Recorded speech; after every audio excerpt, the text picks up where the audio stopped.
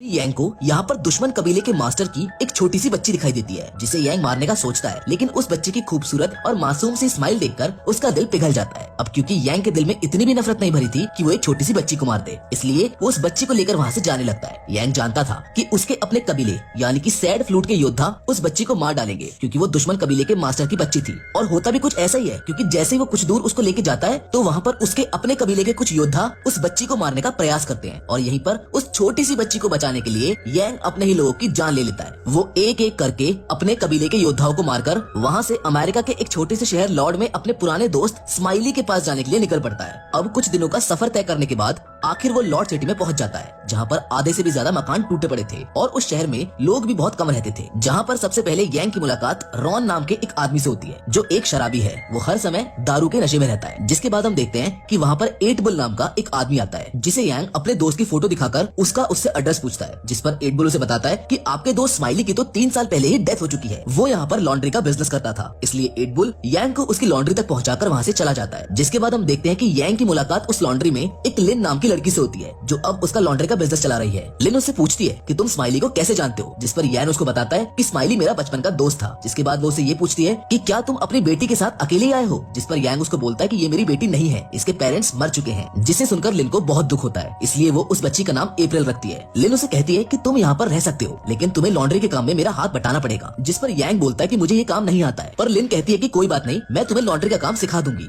अब अगले दिन यांग उस लॉन्ड्री में बैठा होता है कि तभी वहाँ कुछ लड़के आकर उसको अपने कपड़े धोने के लिए देते हैं। वो लड़के यांग का मजाक भी उड़ा रहे होते हैं, लेकिन उनको ऐसा करता देख 8 बुल वहाँ आकर उनको वहाँ से भगा देता है और यांग को खाना खिलाने के लिए अपने साथ ले जाता है। रास्ते में यांग लिन को निशानेबाजी की प्रैक्टिस करते देखता है और फिर वो सभी वहाँ से खाना खाने के लिए आगे चले जाते हैं। अब ऐसे ही धीरे धीरे यांग यहाँ पर सेटल हो जाता है। वो लिन के साथ लॉन्ड्री में हेल्प करवाता है, उन लोगों के साथ खेलता कूदता है और सिर्फ इतना ही नहीं, वो इस बंजर रेगिस्तान की जमीन पर फूलों का बगीचा भी बनाने लगता है, जिसमें सभी उसकी मदद भी करते हैं। और कुछ महीने बाद उसके बगीचे में बहुत सारे सुंदर फूल खिल जाते हैं। वहाँ के सभी लोग उस छोटी बच्ची अप्रैल को भी बहुत प्यार करते थे। अब यहाँ पर रहते हुए यांग को ये समझ आ जाता है कि किसी भी चीज को मिटाना कितना आसान होता है, लेकिन उसी चीज को बनाने में बहुत ज्यादा मेहनत और समय लगता है। जिसके बाद हम देखते हैं कि एक दिन यांग और 8 बुल दोनों एक साथ कार्ड्स खेल रहे होते हैं और तभी वो लिन को किसी बच्चे की कब्र पर फूल चढ़ाता हुआ देखता है। यांग 8 बुल से पूछता है कि लिन किसकी कब्र पर फूल चढ़ा रही है। जिसके बाद 8 बुल उसको लिन के बारे में बताता है कि लिन जब 16 साल की थी तो एक कर्नल नाम का डाकू अपनी गैंग के साथ इस शहर में घुसकर लोगों को लूटता और मारता था। उस डाकू की एक सबसे गंदी हरकत ये थी कि वो शहर में जितनी भी लड़कियां होती थी उनको एक कतार में खड़ा करके उनके दांत चेक करता था और जिस लड़की के दांत साफ सुथरे और पूरे 32 होते थे वो उसके साथ जबरदस्ती करता था। और उस दिन कर्नल ने अपनी प्यास बुझाने के लिए लिन को चुना था, जबकि लिन के माँ बाप और उसके छोटे भाई बहन को कर्नल ने पकड़ रखा था। अब जब लिन को कर्नल के पास ले जाया जाता है तो मौके का फायदा उठाकर लिन वहीं पर रखे गर्म तेल वाले खाने को कर्नल के मुंह पर फेंक कर वहाँ से बाहर भागने लगती है, जिस बात से कर्नल आग बबूला हो जाता है और भागती हुई लिन पर गोली चलाकर उसे नीचे गिरा देता है। जिसे देखकर लिन के फादर उसको बचाने के लिए उसके पास भागते हैं, लेकिन तभी कर्नल उन्हें शूट करके मार देता है। जिसके बाद उसके लोग लिन की माँ और लिन के छोटे भाई को भी मार देते हैं। ये सब लिन की आंखों के सामने हो रहा था। जिसके बाद कर्नल अपने आदमियों के साथ वहाँ से चला जाता है। जिसके बाद 8 बुल बताता है कि जब हम लिन के परिवार को दफनाने गए तो लिन की सांसें उस वक्त चल रही थी। जिसके बाद हम उसे घर ले आए और वो धीरे धीरे ठीक हो गई, लेकिन तभी से लिन ने ठान लिया था कि अब वो कर्नल को मारकर अपने परिवार और उन सभी लड़कियों का बदला लेगी जिनके साथ कर्नल ने जबरदस्ती की थी। जिसके थोड़ी देर बाद यांग फिर से देखता है कि लिन निशानेबाजी की प्रैक्टिस कर रही है, लेकिन उसका निशाना टारगेट पर नहीं लग रहा है और इसी वजह से वो निराश है। लिन कहती है कि मैं कभी भी एक अच्छी निशानेबाज नहीं बन पाऊंगी, जिस पर यांग उसे निशानेबाजी सिखाने के लिए उसकी आंखों पर पट्टी बांधकर उसके सामने टारगेट बनकर खड़ा हो जाता है और कहता है कि अपने टारगेट की मामूली से मामूली हरकत को गौर से सुनो और फिर टारगेट पर अटैक करो। जिससे लिन बड़े ही ध्यान से अपने टारगेट यानी कि यांग पर अटैक करती है। लिन देखती है कि उसका हर एक निशाना सही लगा है, जिसके बाद वो काफी खुश हो जाती है और यांग के पास जाकर उसका शुक्रिया करती है, क्योंकि जिस चीज को वो काफी समय से करने की कोशिश कर रही थी वो यांग ने उसे चंद मिनटों में ही सिखा दिया था। उसी रात लिन यांग को ये भी बताती है कि स्माइली ने मुझे तुम्हारे बारे में बता दिया था कि तुम सैड फ्लूट कबीले के योद्धा हो और एक दिन तुम यहाँ पर जरूर आओगे। वो पूछती है कि आखिर तुम सैड फ्लूट कबीले में शामिल क्यों हुए, जिस पर यांग बताता है कि बचपन में एक दिन जब मैं अपने पिता के साथ हमारे खेत में काम कर रहा था तब वहाँ पर एक कबीले का योद्धा आया और सिर्फ उसने अपनी तलवार की धार को चेक करने के लिए मेरे पिता की मेरी आंखों के सामने ही गर्दन धड़ से अलग कर दी, जिसको देखकर मैंने उसी दिन ये प्रण कर लिया था कि मैं इस दुनिया का सबसे ताकतवर योद्धा बनूंगा। जिसके बाद यांग लिन को अपनी तलवार दिखाता है। यहाँ पर यांग अप्रैल के बारे में भी सब सच बता देता है और कहता है कि अगर मैंने इस तलवार को म्यान से बाहर निकाला तो इस तलवार से मैंने जितने भी लोगों को मारा है उन सभी की रूहें रोने लगेंगी जाएगी, जिनकी आवाज सुनकर मेरे अपने कबीले यानी कि सैड फ्लूट के योद्धा यहाँ पर अप्रैल को मारने के लिए आ जाएंगे। जिसके बाद यांग लिन को कई दिनों तक तलवारबाजी भी सिखाता है और फिर क्रिसमस का दिन आता है जिसे ये लोग बहुत ही खुशी से नाचते गाते हुए बना रहे होते हैं। लेकिन तभी कर्नल अपने आदमियों के साथ वहाँ पर आकर उन लोगों पर अत्याचार करने लगता है। वो लोग जोकर बने हुए आदमी के सर पर पानी की बाल्टी रखकर उस बाल्टी पर शूट करते हैं, जिसके बाद कर्नल उसके सर पर एक ड्रिंक के ग्लास को रख देता है और जैसे ही वो उस ग्लास पर शूट करने लगता है तभी वहाँ पर रॉन नशे की हालत में आ जाता है, जो पहले तो उस ड्रिंक को पीता है और फिर कर्नल का मजाक उड़ाने लगता है, जिससे कर्नल को काफी गुस्सा आता है। वो अपने एक आदमी को कहता है कि जाओ और इसको घोड़े के पीछे बांधकर घसीटो। जिसके बाद कर्नल शहर की सभी लड़कियों को एक कतार में खड़ा करके उनके दांत चेक करने लगता है और इसी दौरान उसे एक औरत के दांत साफ सुथरे और पूरे दिखते हैं, लेकिन वो औरत शादीशुदा होती है, इसलिए कर्नल उसे उसके पति के साथ ही गोली मारकर मार देता है। पर तभी कर्नल की नजर उनकी बेटियों पर पड़ती है, जिनको देखने के बाद वो अपने आदमी से कहता है कि इन दोनों को अच्छे से नहलाकर और सजाकर मेरे पास ले आओ। लेकिन कुछ देर बाद उन दोनों की जगह लिन अच्छे से सजकर कर्नल के पास चली जाती है और जब कर्नल के आदमी वहाँ से चले जाते हैं तो लिन अपना चाकू निकालकर धीरे धीरे कर्नल की तरफ बढ़ती है, लेकिन कर्नल उसको पहले ही पहचान चुका था, इसलिए वो पहले ही उस पर गन पॉइंट करके खड़ा हो जाता है। कर्नल उसको बताता है कि मैं तेरी सुगंध सूंघकर ही समझ गया था कि तू वही 16 साल पहले वाली लड़की है। जिसके बाद एट बुल भागता हुआ यांग के पास जाकर उसको बताता है कि लिन अकेले ही कर्नल को मारने चली गई है और मजबूरन लिन को बचाने के लिए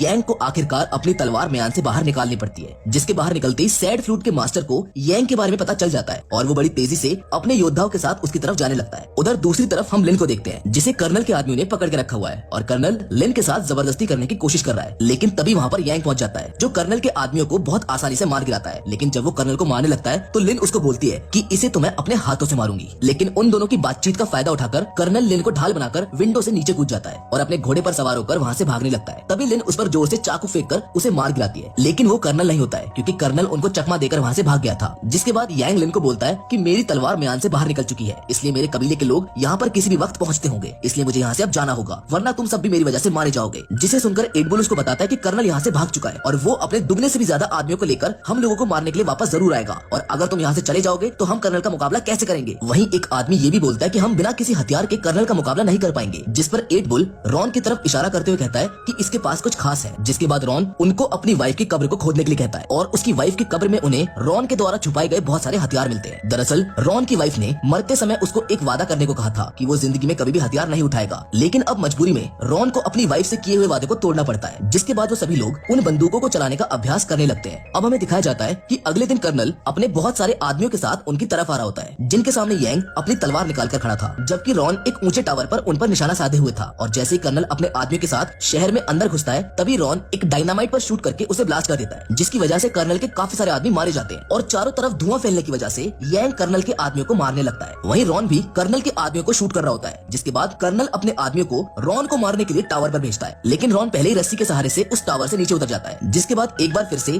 डायनामाइट ब्लास्ट होने की वजह से कर्नल के कुछ आदमी मारे जाते हैं और इसी बीच अब वहाँ पर सैड फ्लूट का मास्टर सैड फ्लूट के योद्धाओं के साथ वहाँ पर एंट्री लेता है, जिन्हें देखकर सभी डर जाते हैं। यांग लिन और एट बुल से बोलता है कि तुम दोनों अप्रैल को कहीं महफूज जगह पर ले जाओ। जिसके बाद सैड फ्लूट के लोग उन लोगों पर हमला कर देते हैं। वही कर्नल के लोग भी अब शहर के लोगों के साथ मिलकर सैड फ्लूट के योद्धाओं को शूट कर रहे हैं, लेकिन सैड फ्लूट के योद्धा बहुत तेज हैं। वो कर्नल के लोगों को अपनी तेज तर्रार तलवारों से काट रहे हैं। जिसके बाद हम देखते हैं कि सैड फ्लूट के योद्धा अप्रैल को मारने के लिए उनके पीछे भागते हैं, जिनको देखकर यांग भी लिन और अप्रैल को बचाने के लिए उनके पीछे आता है। यांग अपने ही कबीले के योद्धाओं से लड़ता है और एक एक करके उन्हें मार रहा होता है। यांग को इस तरह से लड़ता देख सैड फ्लूट का मास्टर उस पर बहुत ज्यादा गुस्सा होता है। जिसके बाद यांग और लिन अप्रैल को बचाने के लिए एक घर में छुपने की कोशिश करते हैं, लेकिन वहाँ पर भी सैड फ्लूट के लोग आकर यांग से लड़ने लगते हैं। ये देखकर लिन एट बुल को अप्रैल को पकड़ाकर कहती है कि अप्रैल को यहाँ से किसी सुरक्षित जगह पर ले जाओ। जिसके बाद वो खुद भी तलवार उठाकर सैड फ्लूट के योद्धाओं से लड़ने लगती है। जिसके बाद वो दोनों जब सैड फ्लूट के योद्धाओं को मारकर उस घर से बाहर आते हैं तो वो देखते हैं कि एट बुल घायल है। एट बुल उन्हें बताता है कि कर्नल उससे अप्रैल को छीनकर ले गया और इतना कहते ही एट बुल दम तोड़ देता है। वहीं दूसरी साइड कर्नल अप्रैल को उठाए एक घर में घुसकर अपने आदमियों को बाहर उसकी सुरक्षा के लिए तैनात कर देता है, क्योंकि कर्नल जानता था कि सैड फ्लूट के लोग उसे यहाँ पर मारने जरूर आएंगे और होता भी ऐसा ही है। लेकिन कर्नल के लोग ऑटोमेटिक मशीन गन से सैड फ्लूट के योद्धाओं को मारने लगते हैं, लेकिन तभी वहाँ पर लाइट ऑफ हो जाती है, जिसका फायदा उठाकर यांग कर्नल के सभी आदमियों को मार देता है और रूम में कर्नल के पास आ जाता है, जहाँ कर्नल ने